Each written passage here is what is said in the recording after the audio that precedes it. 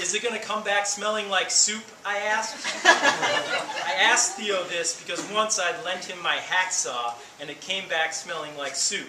It was hard to believe, but I kept putting my nose up to the saw blade, and there was no escaping the scent of cream of fucking mushroom. What the hell are you talking about? Theo asked. Listen, I knew I did not have to do this favor for Theo. He was not my boss, and I was taller than him if I wore my tall shoes.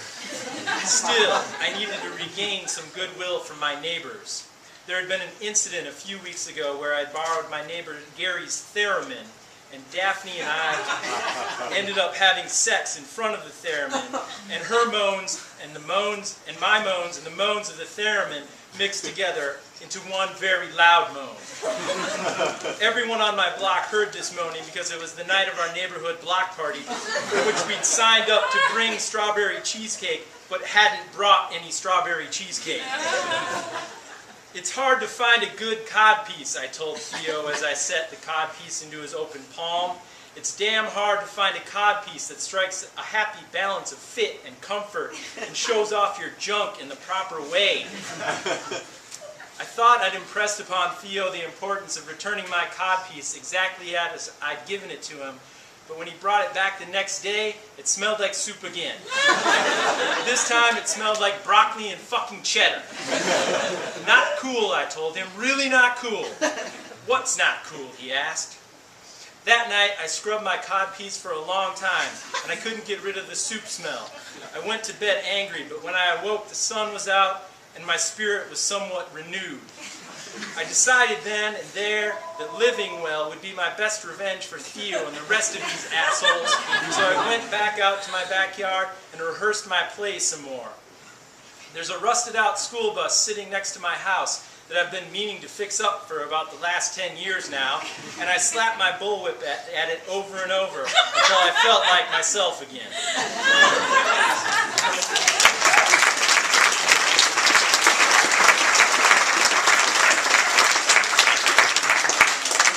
This next piece is called Octane. I'm testing pump octane at a Shell station in St. Cloud when a warlock casts a spell over me. He's got a black goatee and his ponytail is pulled back into a green scrunchie. He comes out of the station munching on a fruit pie, and then he gives me a smile and a little nod. That's all it takes. I suddenly feel compelled to follow him wherever he goes. The warlock makes a right turn on the frontage road, and so do I. He stops to pick up his dry cleaning, and I pull my car right up next to his and wait. When he comes out of the dry cleaners, I motion him over. I expect this will be the point where he explains to me what he has in store for me, sexually or work-wise, but instead he plays it cool. Lady, he asks, are you following me? Truth be told, I do not have time for this. I'm on a strict work schedule. I work for Weights and Measures, drive from gas station to gas station all across our great state. I make sure that no one sells you gas that makes your car shoot blue exhaust or makes your engine knock and ping. Usually everything checks out, but last week I caught a guy in Shakopee selling watered-down product. Do you understand what this does to an engine? I asked the man. I shook my testing beaker at him, showed him how the water had separated from the gas. Can we arrive at a compromise, the man said as he popped open the cash register and slid out a stack of 20s across the counter. Would this smooth things out? I shook my head. I pushed the money back at him. I told the man that there was no compromise available. I told him that sometimes you have to own up to truth and its consequences. I told the man that sometimes a sad heart can transform back into a wide-lipped chalice, and that if you don't hope for that with every fiber of your being, you are a crazy person. Are we still talking about octane, the man asked me.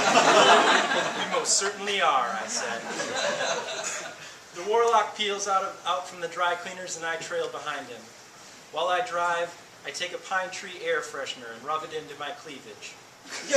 Because of my job, I always smell like gas. Some people like this smell, but some people cannot stand it. My dead husband Ronald, rest his soul, loved it. When Ronald died 6 months ago, I burned him in the backyard. I didn't say buried, I said burn. It's not legal here either, burning someone in your backyard, but that was what Ronald told me he wanted. I built a huge bonfire and tied Ronald onto a wood plank like he was a piece of salmon, and I pushed the plank onto the fire. Then I sat in a lawn chair and watched him disappear. The warlock turns into a Renaissance fair, and he parks his car, and then he runs inside the gates. I buy a ticket and follow him. I can't find him right away when I get inside, so I purchase a bag of saltwater taffy, and then I buy a big leg of turkey. Soon I see the warlock standing behind a table of silver jewelry.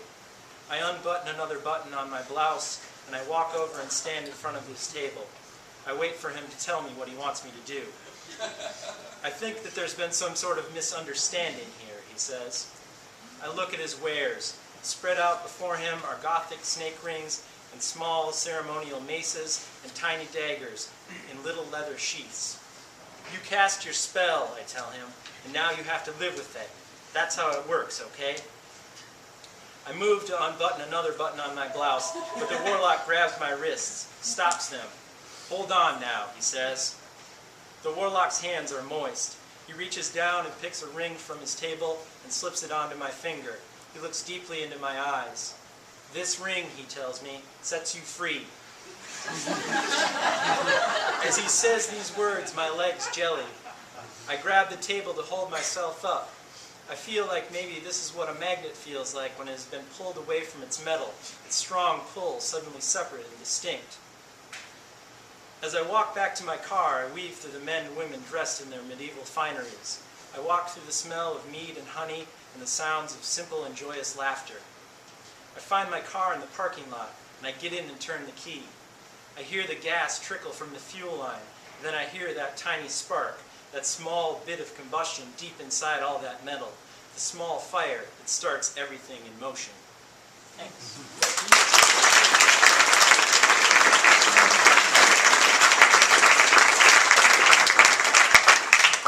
This next one is called The Hookers in My Neighborhood Love My Chili.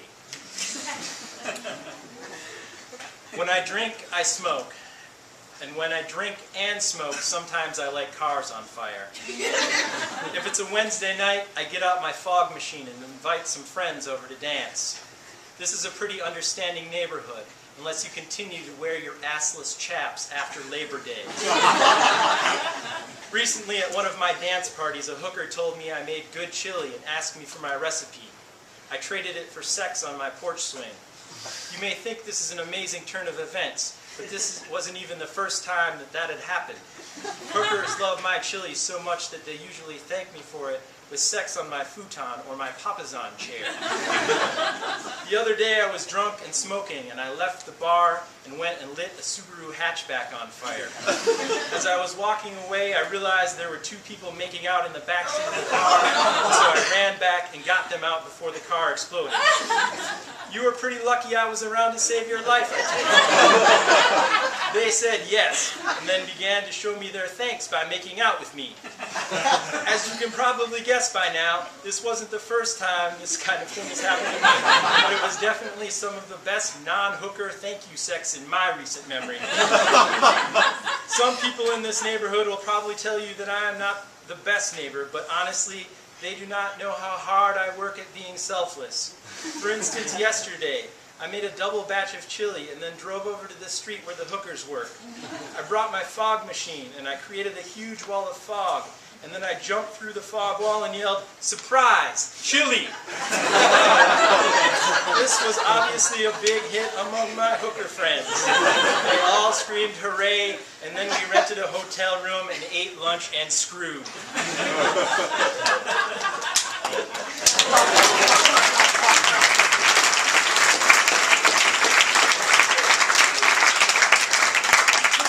I've got one last piece to read.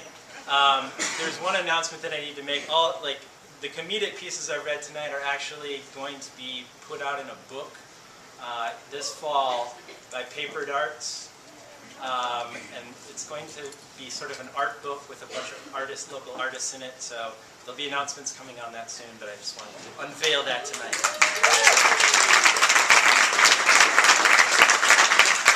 This last piece is called Recently I Passed a Kidney Stone That Looks Like a Shark's Tooth. Recently I passed a kidney stone that looks like a shark's tooth. I made it into a necklace and now I wear it everywhere I go. It's a very intriguing piece of jewelry. People are constantly asking me questions about it. That looks incredible, they say. Where did you get it? It shot out of my dick, I tell them. Sometimes the kidney stones I pass look like cultured pearls. Once, I collected a week's worth and made a necklace for my girlfriend, Trisha. I give Trisha lots of jewelry. On Valentine's Day or on Christmas, she'll always get a small box with something awesome in it that shot out of my penis. Sometimes Trisha wonders where I get all the money for this jewelry. On her last birthday, I gave her a pair of earrings. After she opened them, she put them up to her nose. These are absolutely lovely, she said, but for some reason they smell like asparagus. When I drink a lot of Mountain Dew, my kidney stones look like jade, and when I drink red wine, they look like rubies. When I eat a lot of Skittles, they look like they should, an amazing fucking rainbow. I want to ask Trisha to marry me, but I haven't figured out what I can eat or drink to make me shoot out a diamond. I drank Sprite for a month straight, but that didn't work. I want to have a diamond ring for the proposal, and I'm going to wait until my dick cooperates. I guess I'm old-fashioned that way.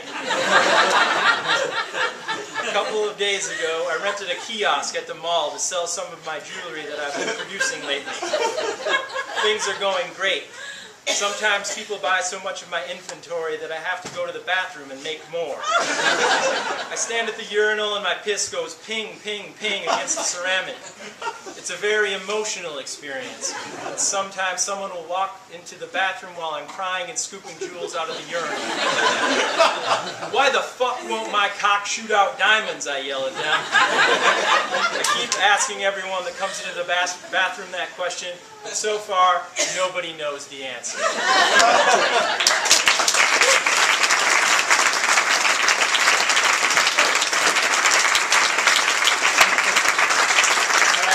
we're available and around to sign books and things. There's a party over at Chiang Mai Thai in the party room if anybody wants to go grab a drink post-reading. Thanks for coming.